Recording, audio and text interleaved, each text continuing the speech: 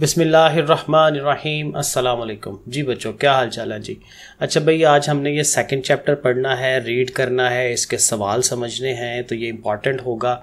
और देखें, ये जो हमारी जो नई बुक है ये वो वाली है, तर्जमातुल कुरान, तर्जमातुल कुरान मजीद। ठीक है, अब ये जो सेकंड चैप्टर है ये सूरह ताहा के मुतालिक है। तो देखें, इसकी रीडिंग शुरू करते हैं। सूरह ताहा मक्की सूरत है। अब ज़ाहिर आपको पता है कि मक्की सूरत कौन सी है, जो मक्का मुकरमा में जो है वो नाजल हुई है, जिसकी आयात वहाँ पे इसमें 135 आयात हैं। ज़ाहिर है कि ये इन्फॉर्मेशन हमें याद रखनी है कि 135 जो है आयात इसके अंदर मौजूद है। अब तारुफ क्या है? तारुफ ज़रा इंट्रोडक्शन होता है कि इसमें कौन कौन सी चीज़ें आ रही होंगी। ठीक है, एक ओवरऑल आइडिया दिया जाता है। तो कहते हैं जी, सूरह ताहा उन सूरतों में से है जिनके नाम हरूफ मुकत्तात पर रखे गए हैं। ये देखें, कुछ हरूफ कुरान मजीद में ऐसे हैं कि जिनका मीनिंग जो है वो वाज़े नहीं है हमें। ठीक है, वो उनका जो मानी है कि क्या इनका मतलब होता है, ये अल्लाह और अल्लाह का रसूल ही बेहतर जानते हैं। ठीक है, और ये हरूफ जो है ना, अक्सर क्या होता है, किसी सूरत के शुरू में आते हैं। ठीक है, ये मैं आपको दिखा दूंगा। अच्छा, ये देखें, ये आपके सामने कुछ हरूफ मुकत्तात हैं जो किसी सूरत के शुरू में आते हैं। अलिफ लाम मीम था ना, अलिफ लाम मीम ज़ालिकल किताब, ये वो वाली अलिफ लाम मीम स्वाद अलिफ लाम रा, ये है सारे के सारे क्या हरूफ मुकत्तात जो किसी सूरत के शुरू में आते हैं और हमें इनके मीनिंग्स का नहीं पता। यही इसकी डेफिनेशन बनती है। सो देखिए, यहाँ पे यही लिख रहे हैं कि इस सूरत का आगाज़ हरूफ मुकत्तात में से ताहा से होता है और इसी मुनासबत से इस सूरत का नाम रखा गया है। अब ये पहला सवाल भी है, पहला शार्ट सवाल, कि सूरह ताहा को सूरह ताहा क्यों कहा जाता है। ये भी मैं आपको शार्ट सवाल दिखाऊंगा। तो ये पहले शार्ट सवाल का ये उसका पूरा आंसर जो है ये बनता है पहली 2 लाइनें। ठीक हो गया। सूरह ताहा के 8 में से 5 रकू में, अब ज़ाहिर इसका मतलब समझ आ गया कि इसमें 8 रकू हैं और जो 5 रकू हैं उनमें किसके मुतालिक बात हुई है? हज़रत मूसा अलैहिस्सलाम की ज़िंदगी के मुतालिक। जिन सूरतों के बारे में हज़रत मोहम्मद सल्लल्लाहु अलैहि वसल्लम ने फरमाया कि ये मेरा कदीम माल और कीमती असासा है, उनमें से सूरह ताहा भी है। तो नबी करीम सल्लल्लाहु अलैहि वसल्लम ने बड़ी इंपॉर्टेंस इसकी बताई कि ये मेरा कदीम माल है और इसके मुतालिक ज़ाहिर है कि ये इंपॉर्टेंस बताई जो है, और ये सही बुखारी की हदीस शरीफ में ये बात मौजूद है। हज़रत उमर फ़ारूक रज़ियल्लाहु तआला अन्हु के इस्लाम लाने के वाक़या में ये तज़किरा मिलता है कि जब वो अपनी बहन के घर तशरीफ़ ले गए और उन्होंने अपनी बहन से सूरह ताहा की तिलावत सुनी तो उनके दिल में इस्लाम घर कर गया और उन्होंने उसी वक़्त इस्लाम कबूल करने का फ़ैसला कर लिया। तो ये बेसिकली सूरह ताहा की अहमियत हम बता रहे हैं कि हज़रत उमर फ़ारूक ज़ाहिर है बहुत बड़े सहाबी थे, तो उनका इस्लाम लाने के जो वाक़या है उसमें सूरह ताहा का जिक्र आ रहा है। तो ये भी एक इम्पॉर्टेंट बात है, तारुफ के अंदर ये चीज़ आनी चाहिए। और एंड पे ये बड़ी इम्पॉर्टेंट एक लाइन है कि सूरह ताहा का खुलासा हज़रत मूसा अलैहिस्सलाम का तफसीली तज़किरा, क्योंकि ज़ाहिर है मेन बड़ी बात जो है वो हज़रत मूसा अलैहिस्सलाम के मुतल्लिक है इस पूरी सूरत में। और फिर क्या है कि फिर तौहीद के मुतल्लिक बात है, अल्लाह के एक होने के मुतालिक, रसालत है कि ज़ाहिर रसूल हैं जैसे नबी करीम सल्लल्लाहु अलैहि वसल्लम है, हज़रत मूसा भी हैं, और साथ में आखिरत का बयान भी है। और यही लाइन जो है ये दूसरा सवाल है हमारा शार्ट सवाल। ठीक है ना, कि सूरह ताहा का खुलासा बयान करें। तो यही एक लाइन जो है ये हमने उसके लिए लिख देनी है। तो इसको भी ज़ाहिर है आपने याद करना है, लिख के देख लेना है। उसके बाद इसमें मज़ामीन है कि इसमें ज़ाहिर है कि वही बात कि कौन कौन सी बातें बताई गई हैं। अब ज़ाहिर है उसको तफसील से ज़रा बताएंगे। सूरह ताहा में हज़रत मूसा अलैहिस्सलाम की ज़िंदगी के 3 मराहिल बयान किए गए हैं। अब पीछे तो हमने यही कहा ना कि जी सूरह मूसा अलैहिस्सलाम की ज़िंदगी के मुतालिक बातें हैं, लेकिन अब देखें तफसील से बता रहे हैं कि भाई 3 मराहिल थे उनकी ज़िंदगी के। पहला क्या था कि हज़रत मूसा अलैहिस्सलाम की पैदाइश से लेके मदीन हिजरत फरमाने तक का एक टाइम, कि जी जवान हुए, बड़े हुए। वो ज़ाहिर है एक वाक़या भी है कि किसी को शायद वो मुक्का ज़ोर से मारा, ठीक है, तो वो फौत हो गया, तो वहाँ से उन्हें फिर हिजरत करनी पड़ी। सो पहला पॉइंट ये है कि हज़रत मूसा अलैहिस्सलाम की पैदाइश से लेके मदीन हिजरत फरमाने तक का सफ़र था उनका। और फिर दूसरा मरहला उनकी ज़िंदगी का क्या बनता है कि मदीन से सहराए सीना की तरफ हिजरत करनी। ठीक है, ये भी एक पूरा है, पूरी तफसील है इनकी, और बड़ा मज़ा आता है इनकी ये पूरी जो है ज़िंदगी के वाक़यात हैं पढ़ने का। मैंने एक दफ़ा पढ़ा है, अभी कुछ थोड़ी चीज़ें हमारे जहन में हैं, लेकिन बहुत मज़ेदार बातें थी। ऐसे ही जैसे आप मूवीज़ देखते हैं, बाकी चीज़ें देखते हैं, तो हमारे जो इस्लामिक जो ये लिटरेचर है ये भी बड़ा मज़े की चीज़ें हैं इसके अंदर। कभी मौका मिले तो बंदा पढ़े इनको। और तीसरा इसमें क्या है, सहराए सीना हिजरत के बाद से विसाल यानी कि फ़ौत होने तक का जो एक टाइम था वो दौर क्या है। तो ये 3 ادوار جو ہیں یہ ہم بنا رہے ہیں۔ آخر کے 3 رکوع میں توحید، رسالت اور آخرت کا بیان ہے، کیونکہ ظاہر ہے پہلے 5 جو رکوع ہیں اس میں حضرت موسیٰ علیہ السلام کی بات ہو رہی ہے، اور آخری جو 3 رکوع ہیں اس میں توحید، رسالت اور آخرت کا بیان ہے۔ اللہ تعالیٰ کی عظیم قدرتوں اور صفات کا بھی ذکر ہے، حضرت آدم علیہ السلام کا بھی تھوڑا بہت مختصر سا تذکرہ موجود ہے، اور آخرت میں نافرمانوں کے برے انجام کو بیان کیا گیا ہے کہ ظاہر ہے کہ جو اللہ کی باتوں کو نہیں مان رہے تو اس کا بھی برا انجام ہونا ہے، تو وہ اس کے متعلق بتایا گیا ہے۔ اور پھر قرآن مجید کا مقام و مرتبہ بیان کر کے اس سے منہ موڑنے کی سزا بیان کی گئی ہے۔ ظاہر ہے کہ قرآن مجید بہت بڑی ایک چیز ہے اور اس پہ ہمیں عمل کرنا ہے، کرنا چاہیے، پڑھیں گے تو عمل کریں گے، تو اس سے منہ موڑ لینا یعنی اس کو پڑھنا ہی نہ، تو پھر اس کی بھی سزا جو ہے وہ پھر بتائی گئی ہے۔ اور پھر کہتے ہیں جی سورہ طٰہٰ کے آخر میں یہ سمجھایا گیا ہے کہ اللہ تعالیٰ کا قانون ہے کہ وہ کسی قوم کو اس کے کفر اور انکار پر فوراً نہیں پکڑتا بلکہ مہلت دیتا ہے۔ ظاہر ہے کہ یہ اللہ تعالیٰ نے ایک رول رکھا ہوا ہے کہ ایک دم سے جو ہے سزا نہیں دے دینی، تھوڑی سی مہلت دی جاتی ہے، ڈیل دی جاتی ہے کہ یہ قوم اپنے آپ کو ٹھیک کر لے، اپنے غلطیوں کی توبہ جو ہے وہ کر لے۔ اسی لیے حق والوں کو صبر کے ساتھ دین کی دعوت کا کام کرتے رہنا چاہیے، یعنی کہ بے صبرے نہیں ہونا۔ جو لوگ جو ہیں اچھی باتیں پہنچا رہے ہیں اور اگلے نہیں مان رہے تو اس پہ بے صبرے نہیں ہونا، لگے رہیں، کیونکہ اللہ تعالیٰ جو ہے وہ کسی بھی ٹائم ان کو جو ہے وہ صحیح رستے پہ لا سکتے ہیں۔ اور حق کا انکار کرنے والوں کے معاملے میں وہی بات کہ جلد بازی اور بے صبری کا مظاہرہ نہیں کرنا چاہیے۔ پھر یہ علمی اور عملی نکات ہیں، وہی بات کہ جب ہم اس کو ریڈنگ کرتے ہیں ساری تو اس میں سے کیا مین ٹاپکس نکلتے ہیں، کون کون سی باتیں نکلتی ہیں جس پہ پھر ہمیں عمل کرنا چاہیے، اور امپورٹنٹ باتیں کون سی ہیں۔ سو دیکھیں کہتے ہیں سورہ طٰہٰ کا مطالعہ کرنے سے جو علمی اور عملی نکات، علمی کیا ہے جو نالج والی چیزیں ہیں، اور عملی کے جن پہ ہمیں عمل کرنا چاہیے، تو جو نکات معلوم ہوتے ہیں ان میں سے کچھ یہ ہیں۔ پہلا پوائنٹ کیا ہے کہ اللہ تعالیٰ کو ہر چیز کا مکمل علم ہے، بالکل صحیح ہے، اللہ تعالیٰ تو ہر چیز کو جانتے ہیں۔ سو دنیا میں کوئی بھی چیز اس سے چھپی ہوئی نہیں ہے۔ وہ کہتے ہیں نا کہ ایک بندہ کہتا ہے کہ میں گناہ جو ہے وہ کرنا ہے مجھے، میں نہیں رک سکتا اس سے، تو پھر کہا گیا تھا کہ بھائی ٹھیک ہے پھر وہاں جا کے گناہ کرنا جہاں اللہ تعالیٰ تمہیں نہ دیکھے۔ تو اس نے کہا وہ تو ظاہر ہے کہ اللہ تعالیٰ تو ہر جگہ دیکھتے ہیں، تو پھر ظاہر ہے کہ وہ تو یہ دیکھیں نا کہ اللہ تعالیٰ جو ہے ان سے کوئی چیز چھپی ہوئی نہیں ہے۔ ہمارے دل کے اندر جو بات آتی ہے وہ بھی ان کو پتہ ہے، ٹھیک ہے۔ سیکنڈ پوائنٹ دیکھیں، دنیا اور آخرت کی سلامتی ان کے لیے ہے جو ہدایت کی پیروی کرتے ہیں۔ بڑا امپورٹنٹ کنسیپٹ ہے، کیونکہ جو ہدایت اللہ تعالیٰ کی طرف سے پہنچی ہے اس پہ اگر آپ چلیں گے تو دنیا میں بھی کامیاب ہیں اور آخرت میں بھی کامیاب ہیں، سیدھی سی بات ہے۔ نصیحت سے آراز کرنے والے قیامت کے دن بہت پچھتائیں گے، یعنی وہی بات کہ کوئی بندہ جو ہے اچھا بندہ کسی کو نصیحت کرتا ہے کہ بھائی یہ غلط کام چھوڑ دو، اچھے کی طرف آؤ، تو اس سے آراز کرنا یعنی کہ اس سے منہ موڑ لینا کہ بھائی نصیحت پہ عمل نہ کرنا، وہ جاؤ بھائی تم کیا ہوتے ہو مجھے زیادہ پتہ ہے، ٹھیک ہے نا، اس طرح کی باتیں۔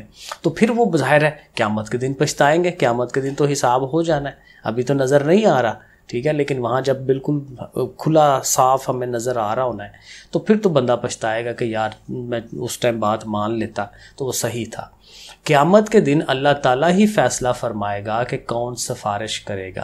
اگین یہ ہمارے اختلافی تھوڑے کنسیپٹ آ جاتے ہیں، تو دیکھیں یہاں کلیئرلی کہا گیا ہے کہ سفارش جو ہے کون کرے گا کسی کی، یہ اللہ تعالیٰ ہی جانتے ہیں۔ تو اللہ تعالیٰ اس دن فیصلہ کریں گے کہ نبی کریم صلی اللہ علیہ وسلم نے سفارش کرنی ہے یا کسی اور نے، کسی بزرگ نے کرنی ہے، تو اللہ بہتر جانتے ہیں، وہ کریں گے۔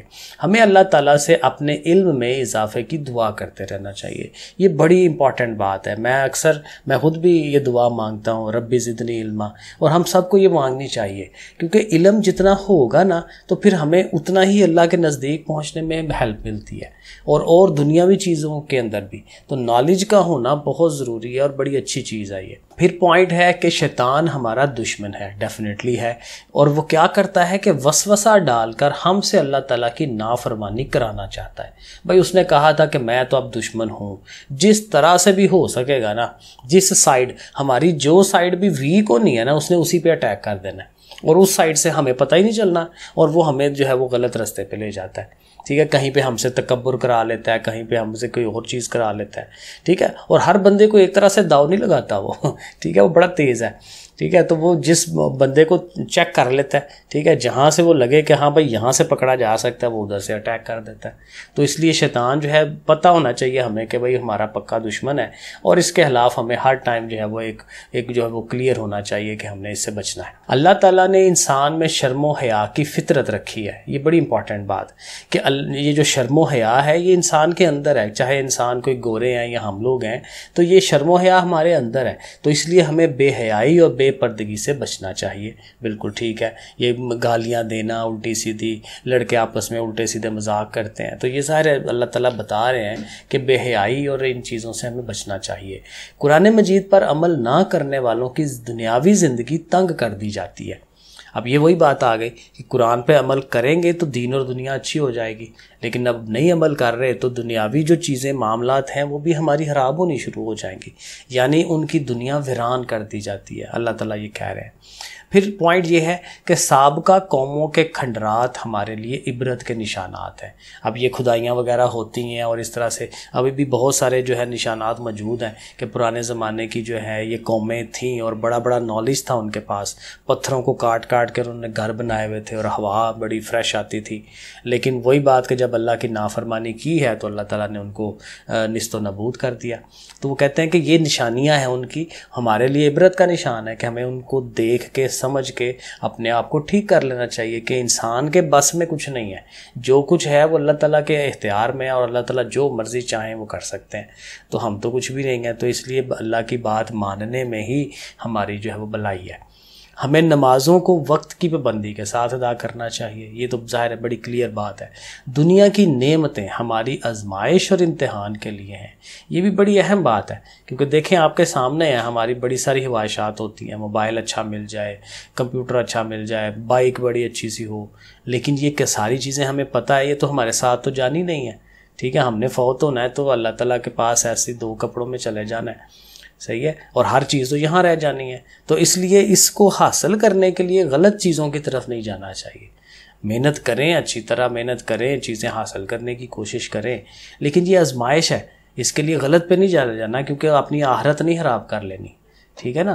حضرت محمد رسول اللہ خاتم النبیین صلی اللہ علیہ وآلہ وصحبہ وسلم کا سب سے بڑا معجزہ قرآن مجید ہے۔ بڑی بہترین بات ہے کیونکہ قرآن مجید میں ایسی ایسی باتیں ہیں، ایسی ایسی اخلاقیات ہیں، اور رہتی دنیا تک یہ رہنا ہے، تو یہ جو کتاب ہے یہ بہترین قسم کا ایک معجزہ ہے، اور یہ ظاہر ہے کہ چلتا رہنا، تو نبی کریم صلی اللہ علیہ وسلم کا معجزہ یہی والا ہے۔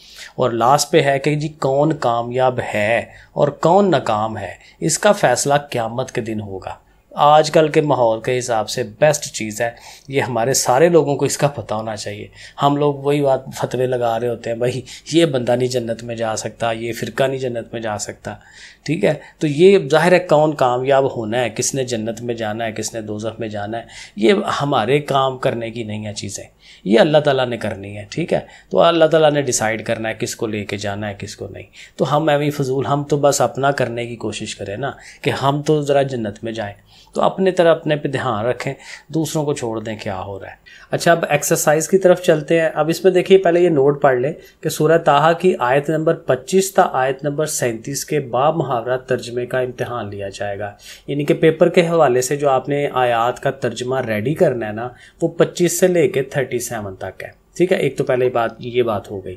دوسری یہ دعائیں لکھی ہوئی ہیں اور یہ میننگ جو ہیں یہ آنے ہیں پیپر میں، اس کو بھی ضرور یاد کرنا ہے کیونکہ یہ وہی آیات ہیں جو اوپر بات ہوئی ہے، رب اشرح لی صدری، اور یہ عام روٹین میں بھی پڑھا جاتا ہے، اے میرے رب میرے لیے میرا سینہ کھول دے، رب اشرح لی صدری، یہ حضرت موسیٰ علیہ السلام کی دعا تھی نا کہ اے میرے رب میرے لیے میرا سینہ کھول دے، ویسر لی امری، اور میرے لیے میرا کام آسان بنا دے، واحلل عقدۃ من لسانی، اور میری زبان کی گرہ کھول دے۔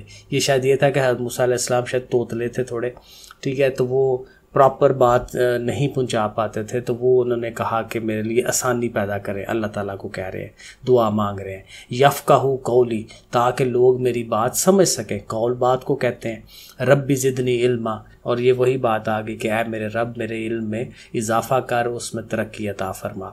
تو یہ ساری بھی آیات کا ترجمہ ضرور آپ یاد کریے۔ اب یہ جو ظہیرہ الفاظ ہیں یہ بہت امپورٹنٹ ہیں، ان کو ضرور یاد کرنا ہے۔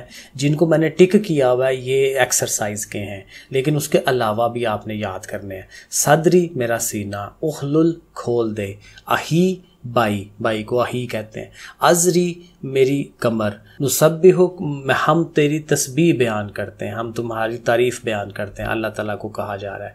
قد یقیناً، مرتن اخرى ایک مرتبہ اور بھی، اشرح کھول دے، یسر آسان کر دے، لسانی میری زبان، لسان زبان کو کہتے ہیں، اشدد مضبوط کر دے، کئی تاکہ، بصیرم خوب دیکھنے والا، ماننا ہم نے احسان کیا۔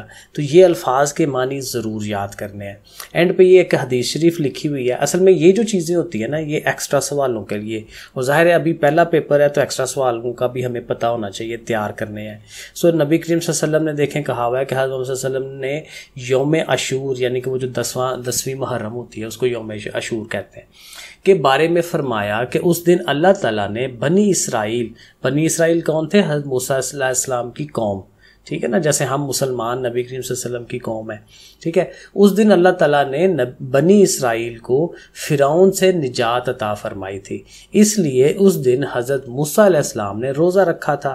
میں تم سے زیادہ موسیٰ علیہ السلام سے تعلق رکھتا ہوں، کہ ظاہر ایک نبی ایک دوسرے نبی کے ساتھ تعلق سٹرونگ ہے، چنانچہ آپ خاتم النبیین صلی اللہ علیہ وسلم نے اس دن روزہ رکھا اور صحابہ اکرام کو بھی اس کا حکم فرمایا، ٹھیک ہے جی۔ تو یہ اہمیت ہے حضرت موسیٰ علیہ السلام کے ساتھ جو لنک ہے نبی کریم صلی اللہ علیہ وسلم نے بتایا۔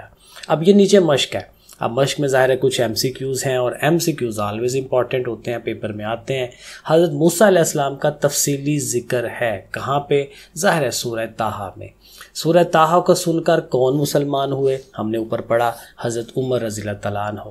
حق کا انکار کرنے والوں کے بارے میں مظاہرہ کرنا چاہیے، کس چیز کا؟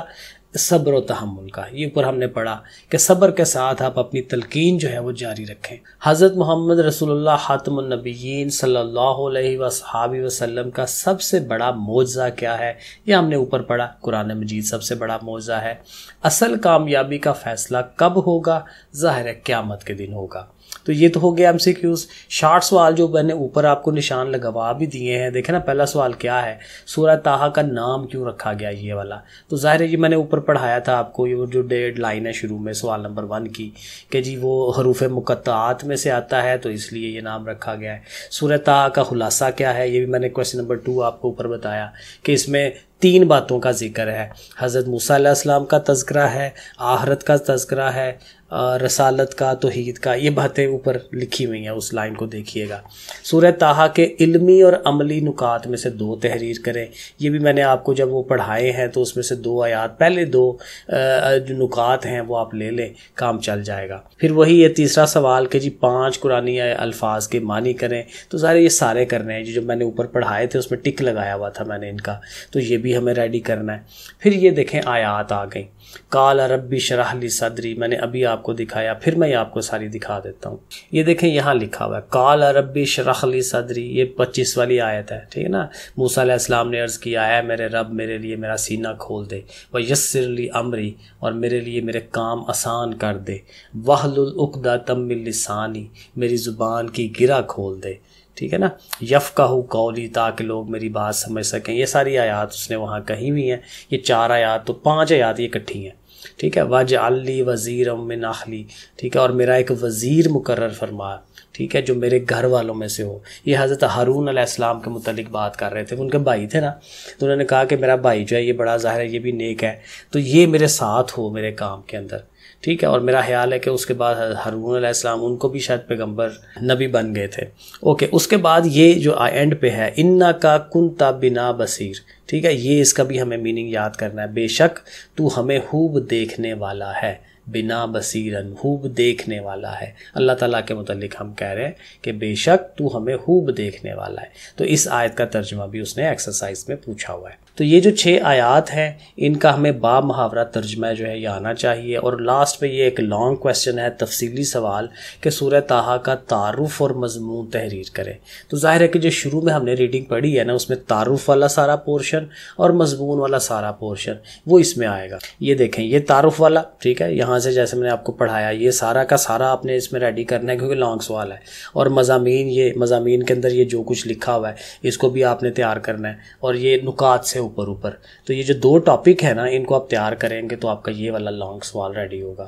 لیں جی، تو یہ پورا چیپٹر تھا ہمارا سورہ طٰہٰ کا۔ نیکسٹ انشاءاللہ اگلا کریں گے، تو اس کو آپ تب تک تیار کر لیں۔ اوکے پھر بچوں، اللہ حافظ۔